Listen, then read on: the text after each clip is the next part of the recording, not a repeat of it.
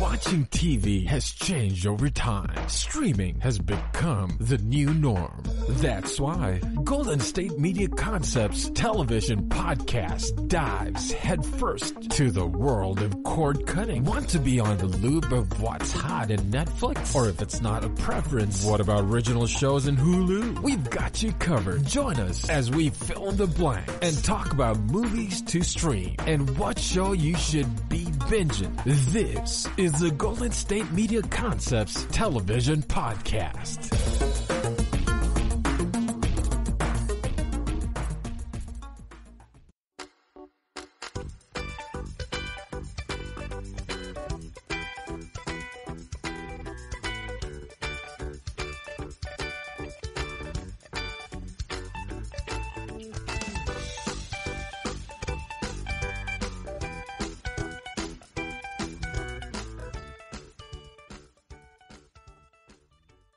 Thank you for tuning in to the GSMC television podcast, brought to you by the GSMC Podcast Network. And I'm your host, Aaron. How's everybody doing out there today in Radio World? We've got one heck of an hour coming up. We're going to talk about our streaming breakdown with Disney Plus, and then we're going to do our Animation Nation, where we're going to talk about, this time, 2 anime. We're going to talk about Naruto and Fairy Tail. Then we're going to talk about Bop to a Flop. We got Lost coming up. And then 2 super secret shows that I'm going to talk about there at the end of the episode. So make sure you stick around so you can check those out. Today's recommended listening experience is with some music on. Toss on some like soft jazz, just something in the background that you can listen to that maybe you enjoy. Just something that you can have on while listening to the podcast today. We're going to go ahead and we're going to jump right in to segment 1. So, segment 1 is my Disney Plus. That's a streaming service we're going to break down today. The Disney Plus has a lot, and I do mean a lot, of different options at hand and different content that you can go and you can check and look at. Basically, if it's owned by Disney, if Disney has anything to do with it, I guarantee you that they have a hand in it or they have a part in it. Mainly because everything on the streaming service it's just all theirs. So if something's Disney, it's probably on the streaming service. I have a few listed out here that I can go ahead and talk about. So we have one that was quite popular when I was growing up, which is Wizards of Waverly Place, which is a show about wizards living in New York, which was pretty fun. And then there's Hannah Montana. Most people remember that show. Sweet Life of Zack and Cody. I believe Sweet Life on Deck is on there as well. I can check that real quick. But it is. Both shows and the movie are on there. So that's great to find out. And so all of those are on there. That's fun, but there's way more shows than that over on Disney Plus, because there's also things like Phineas and Ferb, Phil of the Future. They even have that old Iron Man animated adventure show, which is quite interesting to think about. So there's quite a lot that you can go and you can check out and look at. I have to be honest, though, when you first open Disney Plus, at least for the mobile app, it doesn't really have tabs like I'm used to Netflix having or Hulu having. It doesn't have like an easy way to jump around the site, really, or like the app, I guess.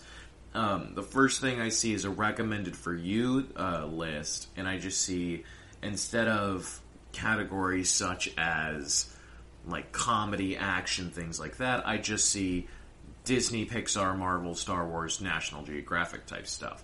If you continue scrolling down, then you get to real stuff. And I know for the app especially, if you hit search, that's when you come up among all those different things. So you can see originals, you can see movies, series. And if you click on series, there's a little tab in the top right that says featured. If you click on that, then you can really start breaking down into action, adventure, animation, comedy, documentary series, or kids. And that's all the categories they have for series, though. So they're not exactly the best about like breaking it down into the genres that I'd like to see more, because like Hulu and Netflix now have it broken down into multiple different subcategories because they've been around long enough to be able to do that. And I think that once Disney Plus finds their stride, they'll really start kind of breaking down categories more and things like that, and start making it easier for us on the app, because their interface is nice, but it's not the best one I've seen. I personally think that Hulu has the best interface, because all the shows are bright, they're colorful, everything's detailed out, they have so many categories. And we talked about a couple episodes ago, about how easy you can make Hulu when it comes to scrolling through their interface. But there's also quite a few movies on Disney Plus that you can go check out and take a look at. There's Greatest Showman, there's X-Men, there's Black is King by Beyonce, and almost every single Disney movie you can think of it, focus on it, that's going to be on Disney Plus. Then remember the Artemis Fowl movie that came out recently, then get upset, go back to the good movies. I have a couple of movies that I found that while I was looking through the app, trying to figure out some of the things I wanted to talk about. And I found out that Race to Witch Mountain is on here. I really enjoyed that movie. It's quite fun. I think they have both the original and the one with Dwayne Johnson, where he plays I think he's a cab driver. No, they just have the 2009 one with Dwayne Johnson. That's okay. That's the one I was referring to.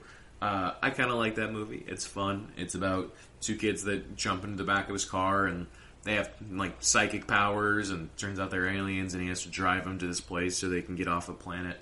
It's a lot. It's really funny though, and I remember really enjoying it.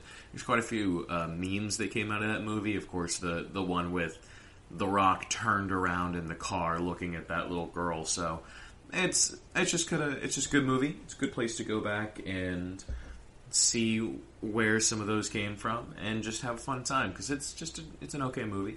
You can also go watch The Princess Bride over on Disney Plus, and that movie is just fantastic from start to end. Probably one of the funniest movies ever to be made, and one of the best movies ever made in general. If you haven't seen it, you need to, and if you have seen it, I guarantee that you're going to like it again, so go watch it anyway. This is just a movie that I think everybody should check out, because Princess Bride, it was so fundamental to the history of film and how we kind of approach comedy or satire or anything of like that nature these days. We all grew from that movie, so I think everybody should go watch Princess Bride. You can over on Disney Plus. It's amazing. And then another movie I recommend is this one's a Disney original movie, so a Disney DCOM. And it's called Life is Rough, starring Kyle Massey. It's about Kyle Massey. He's this young kid. I think he's really into comics, and he's like, he's trying to be more responsible, and he finds out about a dog show, and then if he wins the dog show, he gets quite a bit of money, and so he decides to try to get a dog, and he just tries to take care of the dog, and he doesn't like dogs. He's only doing it for the money, and he plans to get rid of the dog immediately after. But over the course of the movie, he learns. He falls in love with the dog. They become friends. It's great. And I remember this movie just being extremely fun and sweet. And I used to stay up late so that I could try and just watch this movie if it came on. Because I remember at the Disney DCOMs, it always come on around like 9 o'clock, 8 o'clock. They'd go until later, but I was always like, when I was a kid, my bedtime was like real early. It was like 7:30, and so I'd always try to stay up or to get these movies, and it would always be upsetting because sometimes the movies would start at 8, and maybe I had like a bedtime of like 8:30, which means I got to see the first 30 minutes of a movie and never finish it. The amount of times I've seen the first 30 minutes of Life is Rough is astounding in my life, which is it's interesting to say the least. But not the point. Highly recommended movie. It features, I think, a giant Saint Bernard, and it's just a really good movie to be able to go check out. And I'm really glad that it's over on Disney Plus. I can walk us through a couple more of the different sections. So, like I said, you open it up, it has a featured list at the top of the different things that are on there. So The Simpsons are on there. That's great. There's a lot of other newer Disney DCOMs, like like Zombies and Zombies 2, which I have watched and I have checked out, and honestly, it's about as bad as it sounds. They're pretty rough. My look going into modern day Disney Channel things is to kind of view it all as satire and hope for the best. Because if you don't, it hurts. You could come watch Hamilton. You could watch the new Aladdin that just recently came out, the remake. Frozen 2, that's great. So if you start up at the top, you have all these featured shows up here. And then just below it, there's subcategories. So there's like Disney. If you click on Disney, it gives you originals, the animation studio, the animated movies, live action things. So you could have Prince of Persia. You can look at just their musicals. So Tangled, Hercules, Princess and the Frog. These are all great movies. So that's great. And then if you come over to like Pixar, which is the next one, they have a bunch of the shorts. They have a show on here that I think is quite interesting, where it takes place with, I think, one of the characters of, I think it was Toy Story 4, and his name is Forky. And the show is by Disney Pixar, and it's called Forky Asks a Question. And it's animated in Toy Story fashion, and it's extremely pretty, and it features a lot of the characters from Toy Story. But it's always Forky, like, being ignorant on different things, and then asking people, are the different characters, what are these things? And so one of them is, Forky asks a question, and it always starts exactly like that, and it goes, what is a leader? And so that entire episode is focused around what is a leader, and then the next one is like, what is money? Forky, what are you doing with your life? I think it's a little weird. He asks the piggy bank what is money, and I get why it's his job to explain it, but I don't think Forky's smart enough to connect those two dots. He also asks, what is time? What is a friend? What is love? Baby, don't hurt me. So Forky asks, what is love? Multiple. It's this little elephant down here, and he just keeps asking what is. Forky asks a question. I want you guys to know that one of these is, what is cheese? So Forky's got a lot of intriguing thoughts going on. I'd like to officially point out that I was unaware of this until just now. Underneath that Pixar category, if you scroll down further, there's a section dedicated entirely to Toy Story. So it's the first movie, the second one, the third, the fourth. Animated shorts, there's something called Small Fry, Lamp Life. And then underneath that is a section just dedicated to the Cars universe. So there's Cars, Cars 2, Cars 3. Multiple different shorts that look like Monster Truck Mater. Cars Tune Hiccups. I remember those. Those featured on, I think it was just Disney Channel for a while. And so it's just a bunch of animated shorts and different things, so that's fun. They also have Unlikely Heroes, which starts with Finding Dory, Finding Nemo, and A Bug's Life. So, basically, to summarize Disney Plus, it is a huge streaming service with a lot going on, and at first it might look scary, it might look confusing, but if you take it slow, and if you really just want to search for something specific, just don't be afraid to immediately search it. Don't try to scroll through and look for it.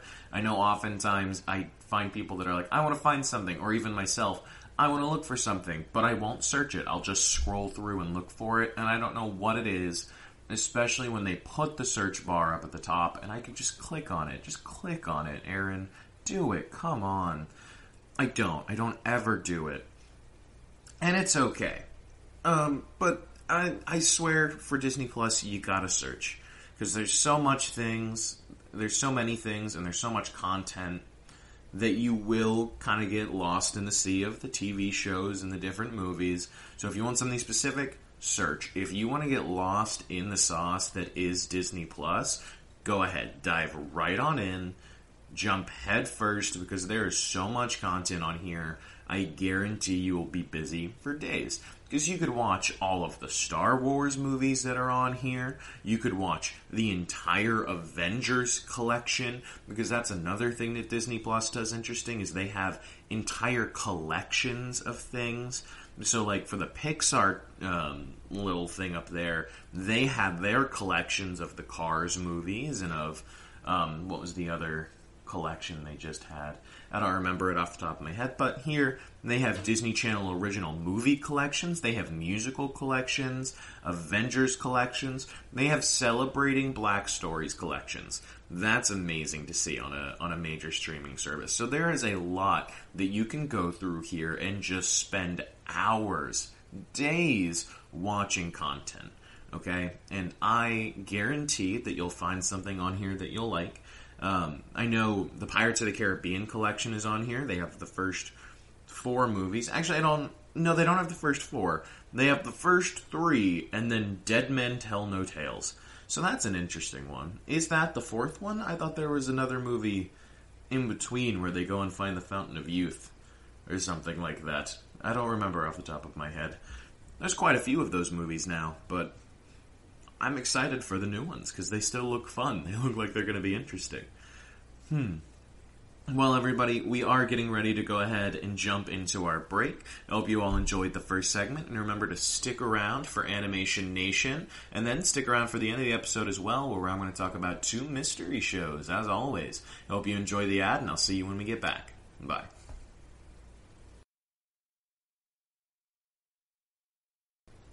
Want to know the latest and hottest music hitting the airwaves? Don't be left out. Listen to the Golden State Media Concepts Music Podcast. Keith keeps you on the loop with everything you need to know from pop, rock, hip-hop, and the top 40. And we'll throw in news of your favorite artists, concert and tour dates, and so much more. Listen no further, because this is the gold standard in music podcast.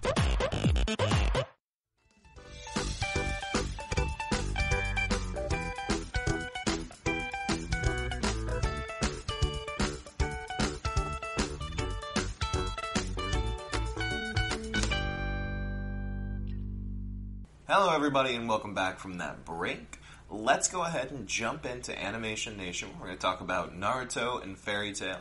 So first up, we're going to talk about Naruto. Now Naruto is available on at least these 4 places that I'm about to list out. It's on a lot more. You can find it basically anywhere if you just try to look for it. But the main places it is at is Hulu, Netflix, Crunchyroll, and Funimation.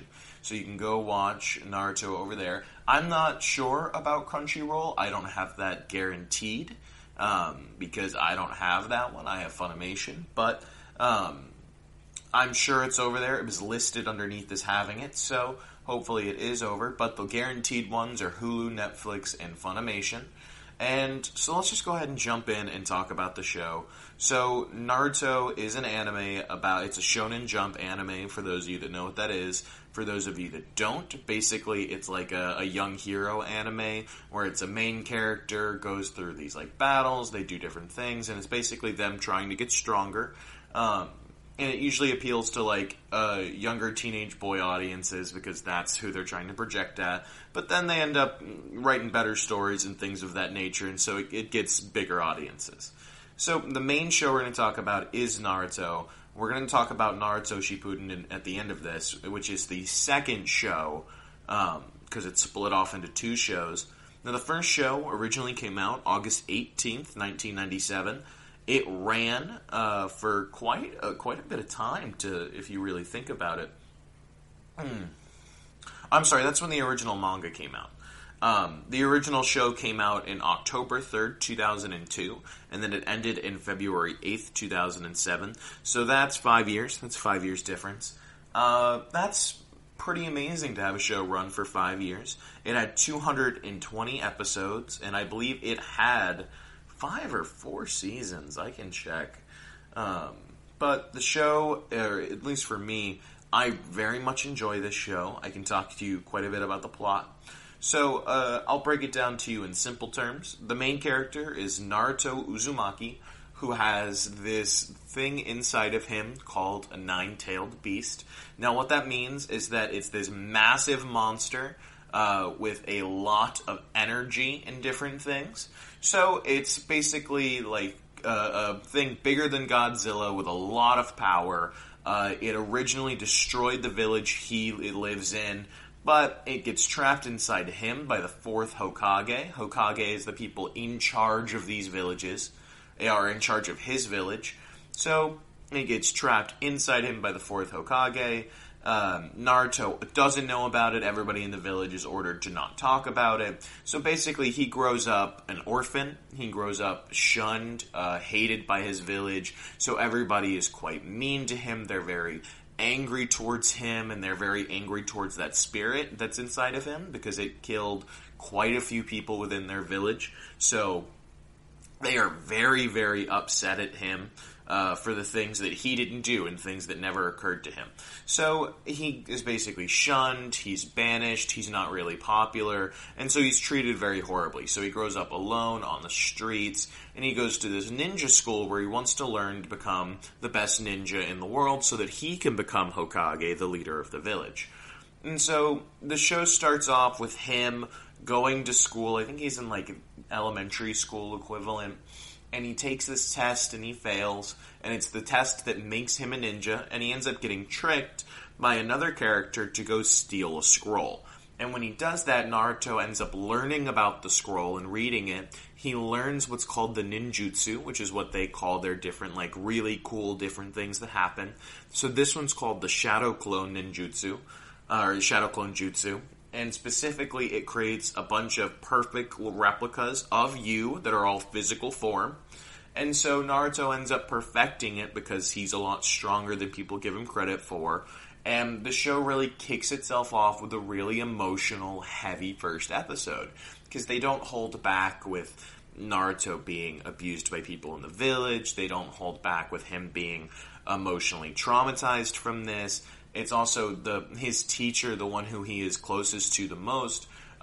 They have conflict because his teacher, while he wants to take care of Naruto and help him, he's also angry at Naruto because of the nine-tailed fox that killed his parents. So there's a lot of hate and energy going around in the first episode. But it's really emotional and sweet, and the show is quite long and took place over, I think it was the course of 4 or 5 seasons, and then a separate another show. So Naruto Shippuden is a very long show. That one's 500 episodes. The main one follows Naruto and his 2 friends, Sasuke and, oh goodness, what's her name? Sakura. So Sasuke and Sakura, and they are all a part of Team 7, led by Kakashi. Kakashi is their teacher, basically. And it's just their adventures. And so it's a lot of like fighting, really cool animation, these really interesting things that they can do, because they can all do amazing martial arts, but they can also sometimes spit fire, or their eyes change colors, and they can follow superhuman movement. It's just all of these really fun and interesting abilities. And genuinely, I do enjoy this show. I think a lot of people use this anime as a jumping point into a lot of other things, because this is a pretty basic anime. A lot of people know about it, and a lot of people have heard about it. So I recommend you go give this a watch over on Hulu, Netflix, or Funimation. I really enjoy it. I've recently started trying to watch that again, and there's quite a bit of filler for this show, so I recommend if you do watch it, you have a filler list up, because I recently skipped 4 entire seasons of basically filler and things I didn't want to rewatch. So if you do watch it, recommend having a filler list open. At the end of the second show, like the second series, there is a huge number of things going on. And so I highly recommend that you kind of watch Naruto first and then build up to the other one. Now we're going to go ahead and jump over to our other show called Fairy Tail. Now, Fairy Tail is also an anime, and you can also watch it on Hulu, Netflix, Crunchyroll, and Funimation. Once again, I do not know if Crunchyroll is 100%, but I know Hulu, Netflix, and Funimation are. So, those are 3 guaranteed, and then a maybe. So, what is Fairy Tail? Fairy Tail takes place in this amazing, really cool world where everybody has magic and they can do all these different interesting powers. And we follow the main character, Natsu Dragneel, who is this dragon slayer wizard, and that's his power. He gets all this energy from dragons, and he has this amazing, like, fire-breathing things, and he creates, like, jet rockets with his fire. And then there's his, like, best friend named Happy, who's just a flying cat. And the flying cat is amazing, and we love Happy. We protect Happy. And so there is so many amazing things that happen throughout the course of this show. We meet dozens of dragons, dozens of extremely powerful characters, kind of this incarnate of death itself, amazing wizards. Oh my goodness, the things we find. And so there's three main characters. I mentioned Natsu, Happy the cat, and then Lucy Heartfilia. So Lucy Heartfilia is one of the, like, I guess she is the main character, because it starts and focuses around her, and Natsu is just, like, the most powerful main character. But Lucy is a writer. She comes to this town looking for this thing called the Ancient Salamander, or she gets into town and finds out about it. And it turns out that person is Natsu. Natsu's looking for a dragon, but turns out he's the salamander that everybody's looking for and talking about. So that's quite interesting. And Lucy has a special type of magic where I think it's called summoner magic. And basically she carries around these zodiac keys, and each key correlates and corresponds to a zodiac sign, and every single time she uses that key, she can summon that zodiac sign in a physical form to come help her in whatever way she needs. And it's not just zodiac keys, it's also just a bunch of, like, star keys, so basically just any constellation. So she has a dog constellation, she has a clock constellation, so there's quite a few different things that she can do with magic. And almost every person we meet has their own unique type of magic in this world, and I really enjoy it. And so basically the plot is these three going out on adventures because they work for what's known as a guild. And in this world, guilds are stationed up in different parts of the continent, and they all do work for different people. So they go out on jobs, they hunt down monsters, they do security work. They're like magic bounty hunters, basically. And so they work off of these boards inside their guild halls, and they come from the Fairy Tail Guild, which is this rambunctious, very aggressive, kind of troublemaking guild, and it's just filled with all sorts of really fun and interesting characters. And I don't really have the time to go into every single character, but we can talk about quite a few of them at least. We can talk about Natsu Dragneel, and his entire goal is he's looking for his dad, and his dad is this dragon Igneel. Igneel raised him as a child, and when I say dragon, I mean a literal dragon. It's a massive, massive dragon that raises a small child and teaches the child how to breathe fire. It's really cool when you think about it. There's Lucy, whose main goal is to kind of just become this famous writer. She just wants to go on amazing adventures. Happy is just happy. He's just good. He's happy to be around. He loves Natsu and just wants to stay. There's a woman named Urza Scarlet, who is this magical knight, and she can summon all these weapons and these different armor, and she is trained in thousands of forms of combat, and she's just really powerful and amazing. There's this other guy named Grey Fullbuster, who's an ice wizard. That's really cool. He manipulates ice, and he can create creatures out of ice and do all these different things. And every single one of them has their own not only plotline and storyline, but every single character has numerous backstory characters that we will come across. And all these people that are friends, foe, enemies, lost lovers. And so we come across so many people in this world, which is why I said I cannot talk about them all.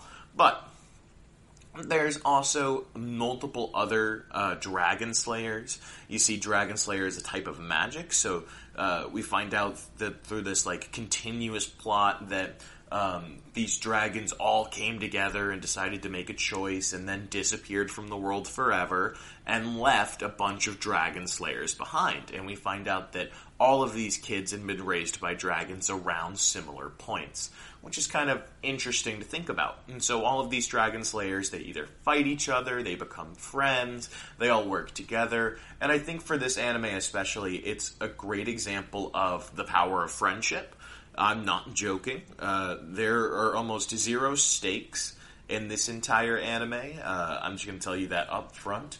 Most of the time, things are not deadly, and things will not ever become world-ending. And usually when people become very aggressive or gone to a certain degree, the power of friendship steps in, and Natsu, the main character, just goes on a very long speech about how his friends make him stronger, and then he will beat whoever they're going up against. But regardless of that fact, I still think that this anime is really fun. It's interesting. I think there's a lot behind it, so you could really take time to sit back and enjoy it. There's 9 seasons of this show, I believe. There's 328 episodes, so you could really sit back and enjoy it. It started on October 12th, 2009, and ran until 2019, and I know already that the sequel manga to this one is already been greenlit for animation. So if you jump on now and you start watching this show and you start really getting into it, well, then you'll be perfectly set up and ready for everything else that's going to come when the new show comes out. The creator of this show also has another show very similar to this one that was also recently greenlit for animation. Perhaps we'll talk about that in an upcoming episode, but for right now, we're getting ready to go into that ad break. So make sure that you all stick around for Bop the Flop, where I'm going to talk about Lost and that super secret 2 show thing going on at the end. I'll see everyone after the break, and I hope you enjoy. Bye. Tired of searching the vast jungle of podcasts? Now listen close and hear this out. There's a podcast network that covers just about everything that you've been searching. Hey! The Golden State Media Concepts Podcast Network is here. Nothing less than a podcast bliss with endless hours of podcast coverage. From news, sports, music, fashion, cooking, entertainment, fantasy, football, and so much more. So stop lurking around and go straight out to the Golden State Media Concepts Podcast Network. Guaranteed to fill that podcast itch. Whatever it may be. Visit us at www.gsmcpodcast.com. Follow us on Facebook and Twitter, and download us on iTunes, SoundCloud, and Google Play.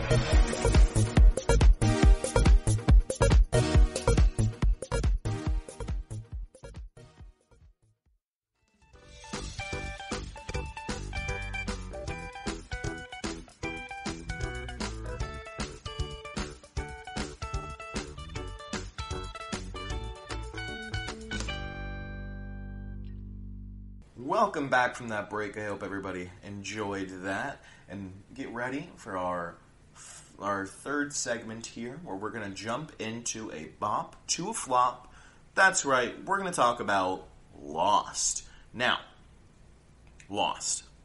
It was a cultural phenomenon for quite a long time. I remember growing up and seeing it on the TV 24/7. People constantly talking about it over and over again. And then when it came to Netflix, I just remember immediately large groups of people continued to talk about it. I heard it about school. I heard about it at different places around town from my teachers, my parents. Everybody was talking about Lost. And every single episode was either 40 minutes to 50 minutes long. And so it was always so long. And I grew up in Hawaii, and I spent quite a long time in Hawaii, and they filmed the show on Oahu where I lived. So it was around all the time. You would constantly see people talk about it. But we're going to go through, and we're going to do something a little bit, let's say, different in this one. So instead of going out and doing quite a bit of research for this show, I had only ever watched about 2 seasons into this show. and I don't think I know the plot of it at all. So, beyond season 1, I know there's a lot of things with, like, the island being sentient, and, like, the island keeps drawing them back in, and so I really want to go in, and I want to just read about the plot with you guys right now, and then we'll go into why I think this show fell apart. Now, this show is listed mainly as a bop to a flop because its first season got over an 80% approval rating, and its last season got less than a 40% approval rating, which is astounding that something could go from being so well-liked and popular to being so low below the bar that people won't even really kind of give it the time of day. So that was 6 seasons long, 121 episodes. Let's go ahead and jump into the plot. So from what I remember, basically, in the first early days of this show, is it's about a plane that crash lands on this island, and they are all trying to basically survive and live together, and every single episode is its own background for each person. And so, we start going back into everybody's backgrounds and the different things. We go into, I think his name is, like, Locke, and the pilot, not the pilot, we go through the scavenger, the ex-military guy, the doctor, all these different people. And so, I'm genuinely interested in understanding what basically is happening. Okay? And so, I understand that this ending also isn't very clear for some people, and I know quite a few people kind of get lost in what this show means. I'm gonna try to do my best to read up about what all this is, and about what all this show kind of undertakes. So, the first couple of episodes, like I said, they all focus around different people in each one. So, we start finding out about Jack Shepherd, who I believe is the doctor. Yeah, he's a spinal surgeon. We learn about John Locke, and he's in a wheelchair before he comes here, and then when he crash lands on the island, suddenly he's not in a wheelchair. There's this man named Sawyer, who's kind of like a con artist. And so we start learning about all these different people and the main characters.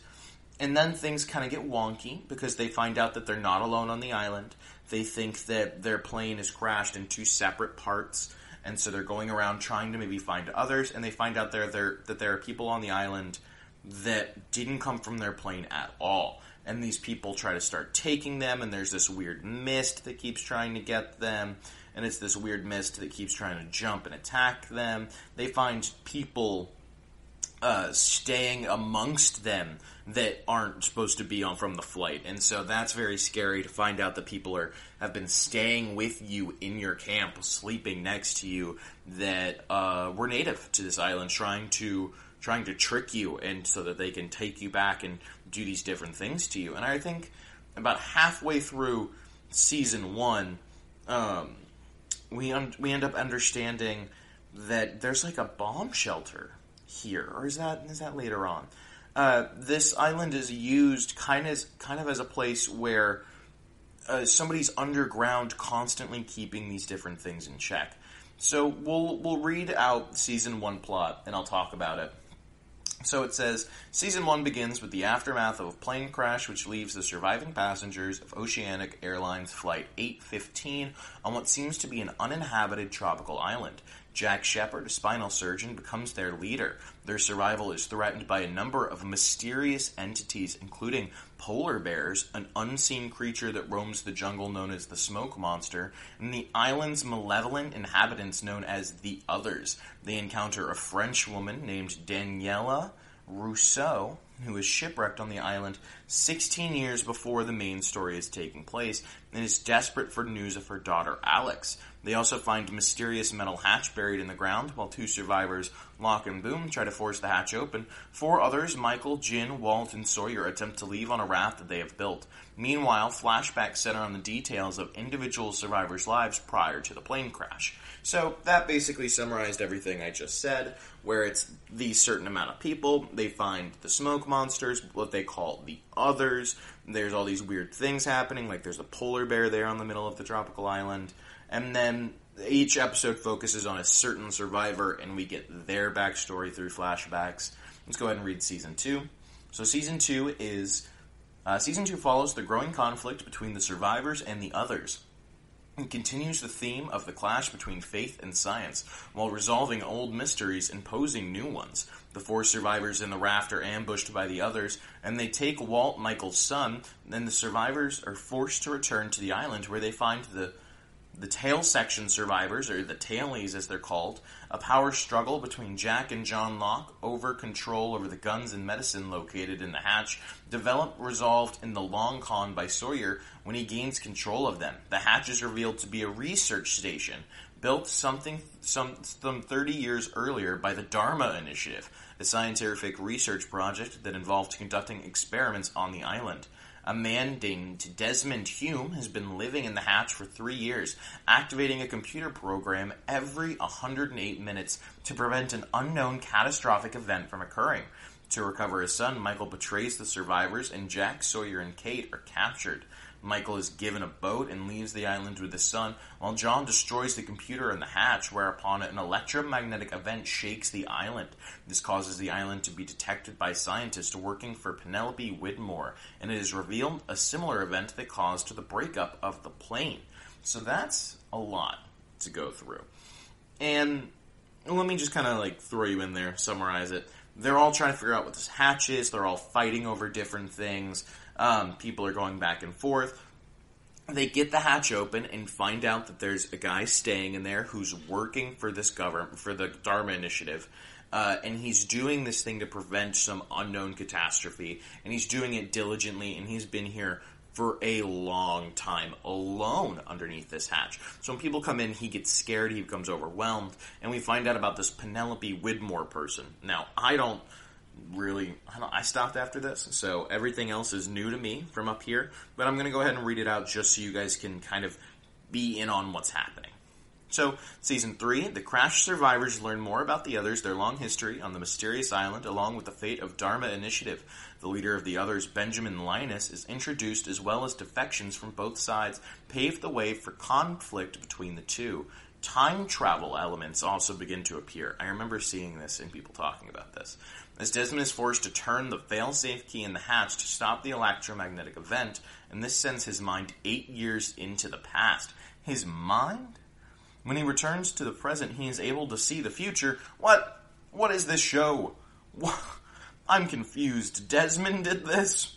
Alright. Kate and Sawyer escape the others, while Jack stays after Ben promises that Jack will be able to leave the island in a submarine if he operates on Ben, who has cancer. Jack does, but the submarine is destroyed by John. Jack is left behind with Juliet and another who also seeks to leave the island, while John joins the others. Interesting. So John ends up taking lead of the others. That's John Locke, who's that old man who's in the wheelchair. A helicopter carrying Naomi crashes near the island. Naomi says her freighter, Kahana, is near and was sent by Penelope Widmore, Desmond's ex-girlfriend. Oh, that's interesting. That's cool to find out. I had no idea about that. Desmond has a vision in which Charlie is drowned after shutting down a signal that prevents the communication with the exterior world. His vision comes true, but Charlie speaks with Penelope, who says she does not know any Naomi. Before drowning, Charlie writes on his hand, "Not Penny's boat," so Desmond can read it. Meanwhile, the survivors make contact with the rescue team aboard the freighter. In the season's finale, apparent flashbacks show a depressed Jack going into an unknown person's funeral. In the final scene, these are revealed to flash forwards, and Kate and Jack are revealed to have escaped the island. Jack, however, is desperate to go back. Oh, okay. So it turns out these flashbacks we had been having this whole episode were actually flashes to the future, and they made it off the island. So that's a lot to cope with, and I only have a few more minutes. I hope I can get through this. Season 4 focuses on the survivors dealing with the arrival of people from the freighter who have been sent to the island to reclaim it from Benjamin. Flash forwards continue, in which it is seen how 6 survivors dubbed the Oceanic Six live their lives after escaping the island. The Oceanic Six are Jack, Kate, Hurley, Saeed, Sun, and Aaron.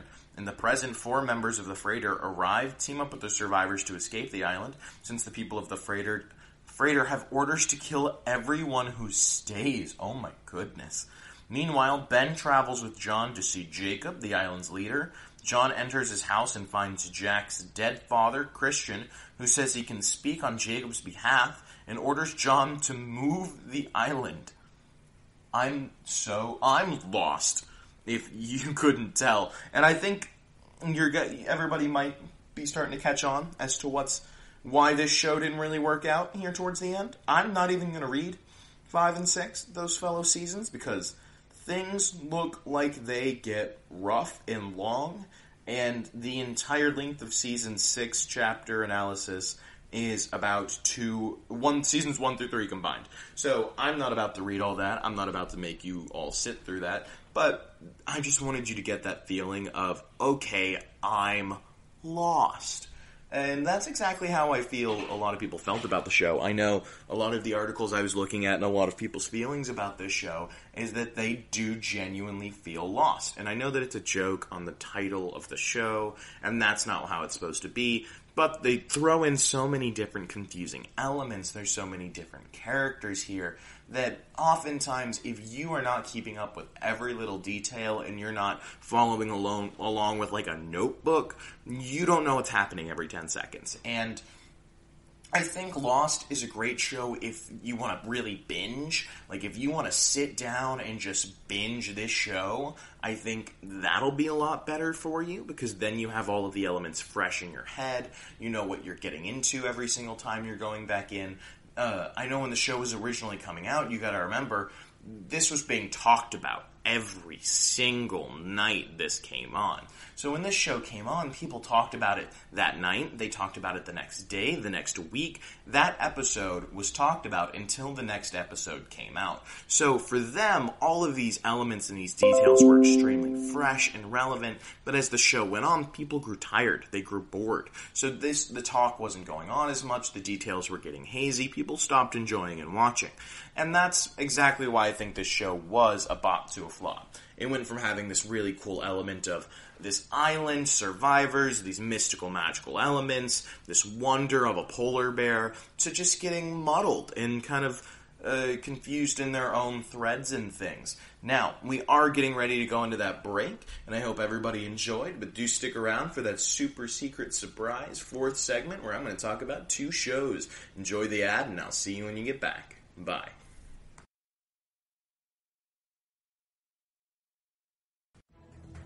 Want to find out what movies to go see? Then check out the GSMC Movie Podcast. It's your ticket to the latest movies, whether it's a new blockbuster event, romantic, comedy, or action flick. This show has got it all covered. They talk some what to go see now. Don't bother. What's hot on Netflix and everything in between. That's GSMCpodcast.com/movie-podcast. When it's all about the movies, it has to be this new show. Don't forget to like them on Facebook and follow them on Twitter. Visit GSMCpodcast.com for more info.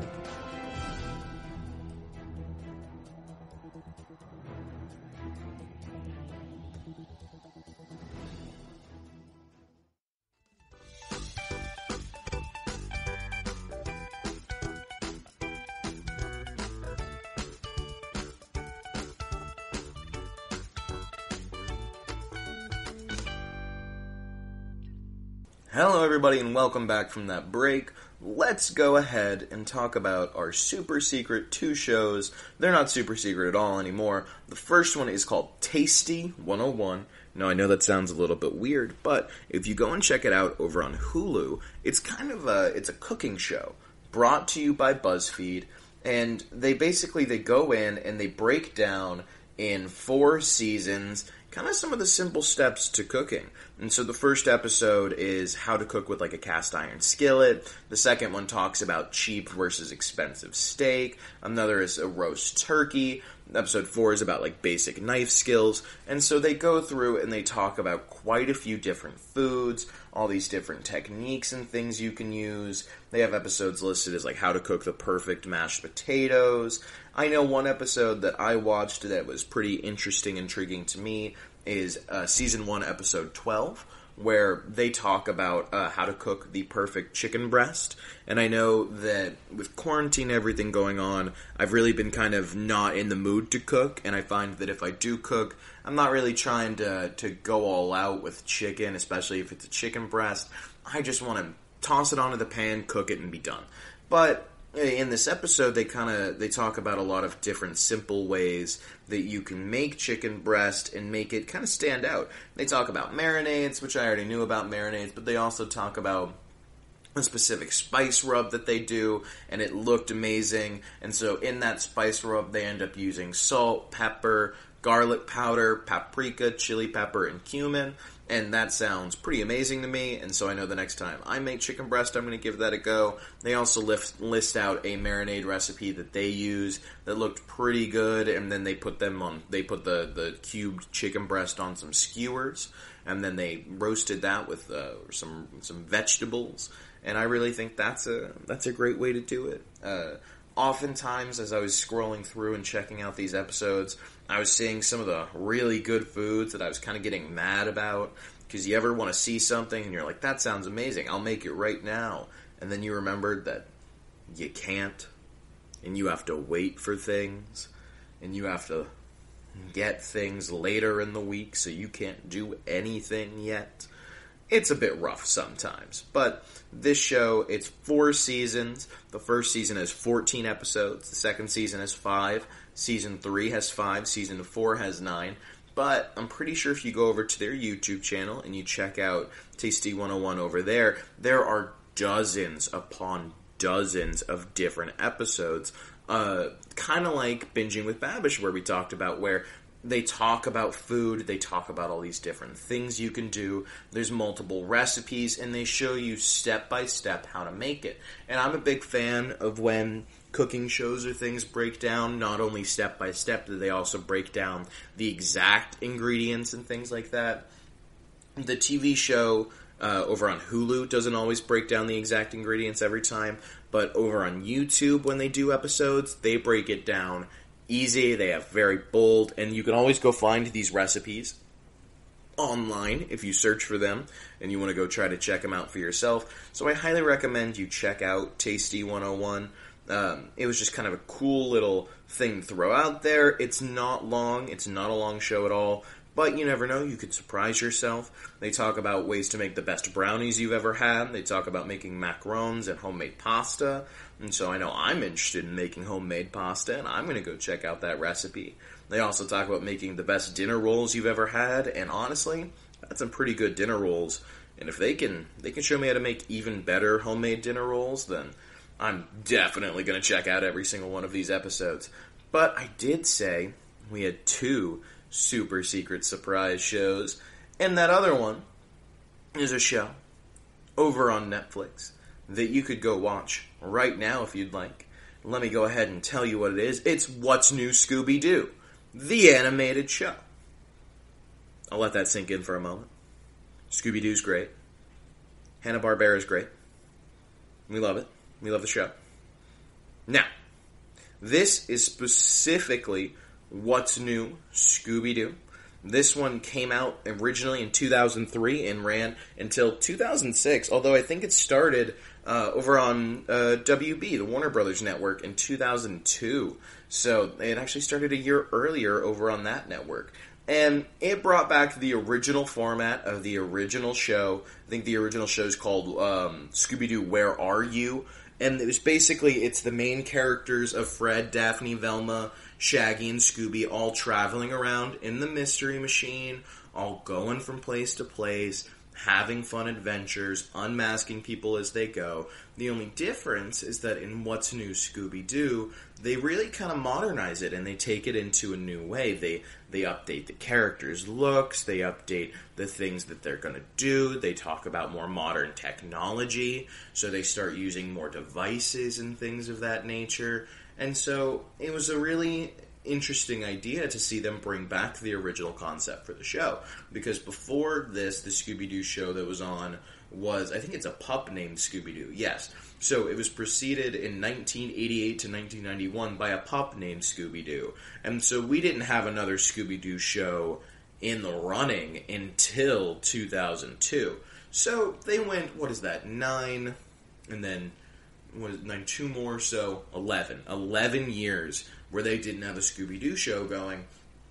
And What's New Scooby-Doo jumped in, they modernized everything, they talked about all the new different things they were going to start using and interacting with. And the show has 3 seasons, all of them are over on Netflix. You could kick back, enjoy some Scooby-Doo, and just watch, have fun. I know a lot of those episodes, they're not the most entertaining, but they got some fun jokes. We all loved it as kids. There's nothing wrong with putting it on in the background just so you can sit back and really just enjoy one of your old favorite kids shows. Each season has 14 episodes, so you can really just kind of go in there and watch all of them if you'd like. I'm sure the show kind of pushes through quickly because I know the runtime of each episode is about 22 minutes. So you can get through 3 of them basically in an hour. So you'll be done pretty quick if you just keep watching and binging this show. But I recommend it. I do. Mainly because it's Scooby-Doo in all forms, I think, is always entertaining because you have the original series where it was very much about the mysteries and about the gang going around from place to place. And now you have the modern day movies, which is more about their relationship to each other, how they all feel and connect. I know that new movie Scoob recently came out, and that movie is all about Shaggy and Scooby's relationship together. And that's kind of like a pushing point mainly for a lot of the movies and things of that nature, because they really have to hit home emotions and relationships. And I feel like in the TV shows, we don't really get that as much. In the TV shows, we kind of just literally see them going around doing these different things and trying to solve these mysteries. And the old TV shows, I feel, are the same way, where it wasn't always about their connection to each other and their relationships. The old animated movies, for sure, it's the live action ones that I've been referencing, but the old animated movies were always just longer episodes, in my opinion, where the mysteries are just harder and they have to take longer to solve them, which I always thought was like fun and interesting. But nowadays they try to make it a more, I guess, modern problem, like where they go to that island and they get their souls switched by demonic things. That was a weird take. James Gunn had a part in those movies, though, so I can't really be too mad. And those movies are fun. I can't remember which ones those are called, but it's like Scooby-Doo Mystery Island. That's a weird movie. If you want to go check that out. Or, you can do like I'm suggesting. You can just go binge What's New Scooby-Doo. You can enjoy every single episode. Remember, it's 3 in it. I believe it's 14, 14, 14. So that's... Hang on, let me go check again. You can take a look. But yeah, 3 seasons, 14, 14, 14. That's amazing when you really think about it. You want to get into it and try to enjoy that show. It's not a long show at all. But I remember Scooby-Doo... probably because every single version of the show runs together in my head for some reason. I just remember it always being on. I remember Scooby-Doo constantly having shows running. It could have always just been reruns, but I remember always hearing and seeing new information about Scooby-Doo constantly growing up. And it seems nowadays that you still hear about Scooby-Doo constantly. I don't think, especially because I go to college, and in a college town, kids love Scooby-Doo. They talk about it constantly. It's referenced. It's joked about. People love talking about Hanna-Barbera's classic style, the writing, how that show kind of changed the era of television for animation and made it known that you could make kids shows with kind of adult ideals and the idea of unmasking different people in situations. So the show means a lot to people. I know it does. Especially because, not only that, kids grew up watching this. I grew up watching this show. My parents grew up watching this show. Everybody loves Scooby-Doo. And I think that they're going to keep trying to hit that nail into the wood as far as they can, because it's great. It's a great product. I haven't seen Scoob, and I know that I myself and my girlfriend do not want to watch it, but my friends have recently seen it, and they love it. They say it's great. They said it was interesting, it was cute, it was fun. I know they really take things in a new way, and I think they confirmed that Scooby-Doo's an alien in this new movie. I guess that's a spoiler, but we kind of knew way back in that one where I think they go to Area 51, and like Scooby and Shaggy got abducted by aliens back then. And so I think we already knew that he was an alien. But we're not going to talk about that. We're going to be on to that. I think everybody should just go check out this show. Like I said, it does revolve around the original idea of them just jumping from location to location. No real through line. Every episode is kind of its own mystery. And then, of course, they're just trying to solve crimes. They're trying to help these different people. It's always someone in a mask. I always thought that was another thing that was interesting between the TV shows and movies, is that the TV shows were always like, hey, I know it's, I think it's, the TV shows are always, hey, that's a person behind a mask. Let's go unmask them. Let's find this out in reality. People are worse than monsters. In the movies? No. In the movies, it's just like, magic's real. Run. People are evil. And that vampire is going to come and get us. Witchcraft is real. Everybody should flee and be afraid of the real monsters.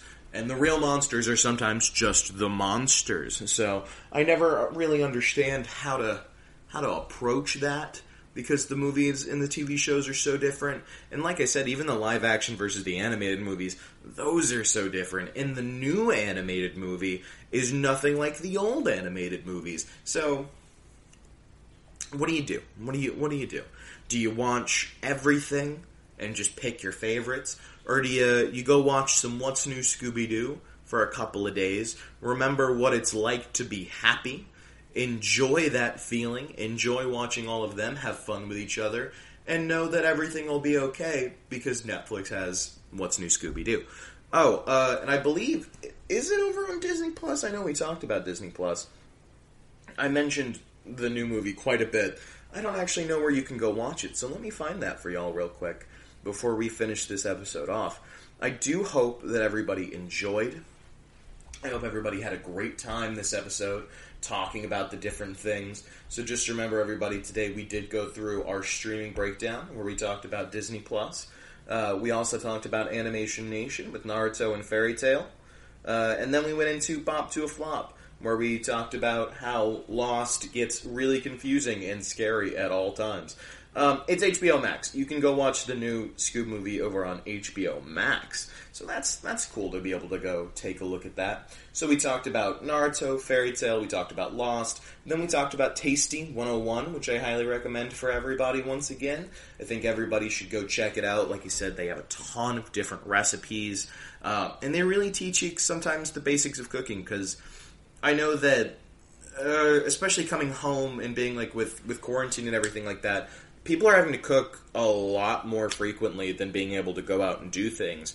And I found my own kitchen very underprepared for the quarantine cooking sessions. I found myself with dishes I was missing, with different things and tools I wanted I didn't have. And so I feel like that Tasty 101 over on Hulu and YouTube, it's a great way to start, because they don't really use any fancy techniques. They don't use any fancy tools.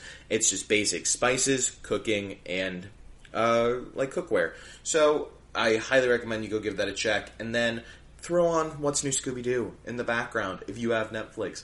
It's fun. It's enjoyable. There's no reason to not want to go watch Scooby-Doo at all times. So with that in mind, I do hope that everyone had a great hour. I hope you all enjoyed, and thank you again for listening to the GSMC Television Podcast, brought to you by the GSMC Podcast Network.